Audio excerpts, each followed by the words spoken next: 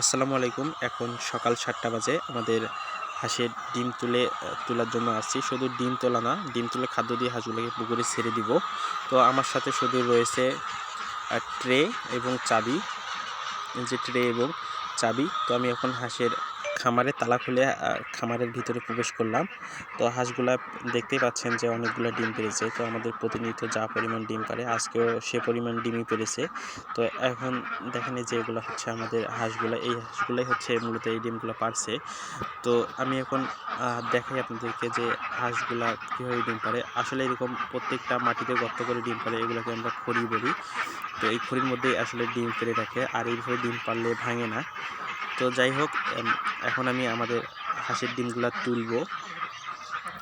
আমাদের হাঁসের ডিমগুলো তোলা শেষ। আজকে প্রায় 120টার মতো ডিম পেড়েছে। এখনও পারবে, যেহেতু এখনও সকাল, তাই হাঁস 9টা পর্যন্ত প্রায় আমাদের খামারে ডিম পেড়েই থাকে। তো এখন আমি আমাদের হাঁসগুলোকে খাবার দিয়ে দিব। হাঁসগুলো খাবারের জন্য অপেক্ষা করতেছে। আমি হাঁসগুলোকে খাবার দিয়ে দিলাম। তো খাবার দেওয়ার পরেই দেখলাম যে না, এই পাশেও একটা ডিম পেড়েছে, ওই সাইডে, বাম সাইডে যে ডিমটা দেখেন, এখানে একটা ডিম পেড়েছে আবার। সকাল 9টা পর্যন্ত হাঁসগুলা প্রায় এরকম ডিম পারতেই থাকবে। যে কয়টা বাকি আছে ওগুলো পারবে।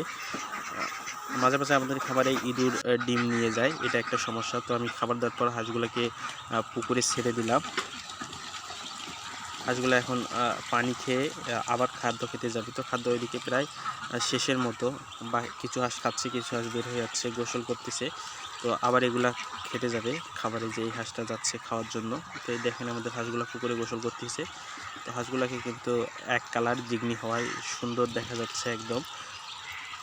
হাঁসের পাখাও একদম ফ্রেশ। তো আপনাদেরকে খামারের ভিতরে দেখাই, এখানে কয়েকটা হাঁস খাচ্ছে এখনও। তো এগুলো বের হতে আছে, একটু দরজা থেকে সরে যাই খামারের। তো দেখেন এই হাঁসগুলা সবগুলা এখানে পানি খাচ্ছে, গোসল করতেছে, যেহেতু সকালবেলা। সকালে পুকুরে ছেড়ে দিলে হাঁসগুলা মনের আনন্দে গোসল করে। কিছু হাঁস এখনও খাবার খেতে যাচ্ছে। তো এই হাঁসগুলাকে, ওই হাঁসগুলা, আগের হাঁসগুলা ঘর থেকে বেরিয়ে এলো এবং নতুন কিছু হাঁস আবার খাবার খেতে যাচ্ছে। তো এই হাঁসগুলোকে সারা শেষে আমাদের যে নতুন কিনে আনা হাঁসগুলো রয়েছে, তো ওই হাঁসগুলাকেও খাবার দিয়ে পুকুরে ছেড়ে দিব। নতুন হাঁসগুলাও আমাদের খামারে ভালোই ডিম পাড়তেছে নতুন অবস্থায়।